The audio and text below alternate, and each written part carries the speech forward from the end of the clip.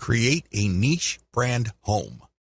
Now that you have a clear idea of what your niche is going to be, the next step is to build a home for the brand you will be creating for that niche. Pay attention to what I just said. I said that you will be building a brand. I did not say business, and I definitely didn't say website. Unfortunately, a lot of online entrepreneurs think that once they've discovered a niche, they just need to build a website or a business. Wrong. If you don't build a brand, it's only a matter of time until your business stagnates or flat out fails. You have to build a brand. This is what people will gravitate to. This is what people will build an organic community on. You have to build a brand. Otherwise, you're just simply pushing information as a commodity. That's a losing game. The best that you could offer is content and information. You really don't have much of an advantage because your visitors can get that elsewhere. In fact, your competitors probably have been around far longer than you. There's really no good reason for them to go to you for content when they can find that stuff somewhere else. You need to build a brand. Your brand is a set of values that your community and targeted audience would associate with your business. That is your brand. Build a niche brand website. The first thing that you're going to work on is your website. This is going to be the home of the brand that you manage to build through all the content that you distribute all over the internet. All that branding has to go somewhere. All that effort has to lead to a specific place on the internet, and this is your website. Do not ever confuse your website with your brand. Your website is just an expression of your brand. It is not your brand. When putting together the specifications for a website, understand that you're trying to create an experience. Think of building a website as something like setting up a nightclub. When you're setting up a dance club, nightclub, or some sort of social destination, you're looking to set up an experience. Because if you just set up a club that serves alcohol and plays loud music, you've set up something generic. You've set up something that people could experience pretty much everywhere. There has to be something that's different about your brand.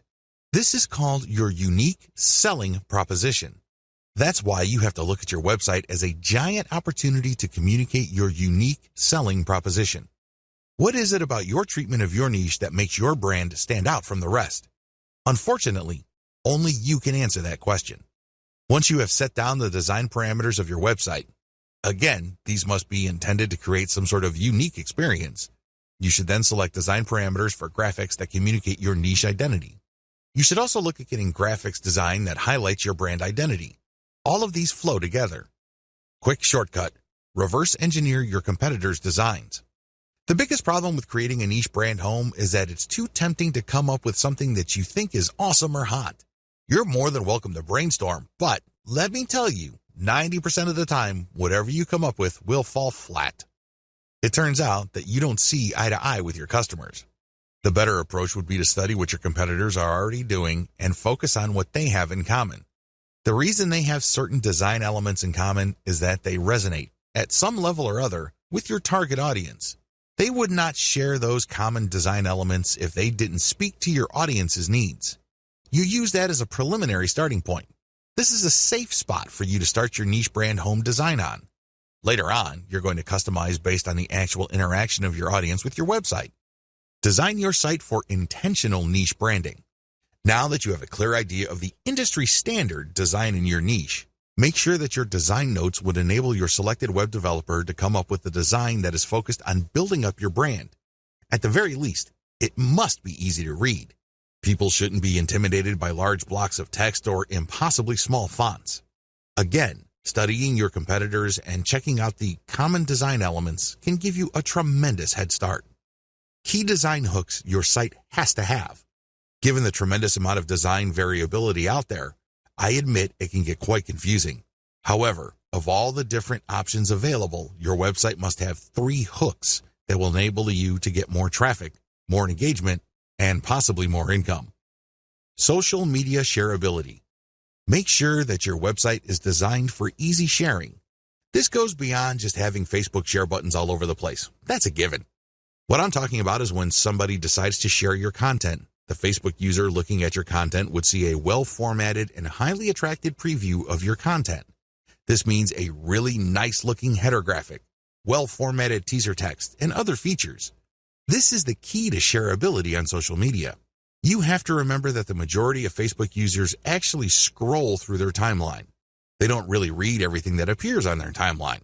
This is why your content, when shared on social media, must jump out at viewers. This increases the likelihood that they would click the share button after they feel that they've scanned enough of your content. Mobile responsiveness. As I mentioned above, the majority of people consuming online content use mobile devices. This is why mobile responsiveness is non-negotiable. It doesn't matter how big or how small the screen of your users is. The version of your website that they see must be the best version of your website. Otherwise, you'll lose them. They'll pick some other competitor whose site looks much better. Mailing list responsiveness. You have to also incorporate your mailing list to your website design. This should not be treated as an afterthought. Instead, you should look at your overall website design from the homepage, the top level, the category level, to the post level, to see whether the design pushes people to sign up for your mailing list. Your mailing list is one of the most important conversion devices on your website. Don't take it lightly. Make sure it's built into your website's design.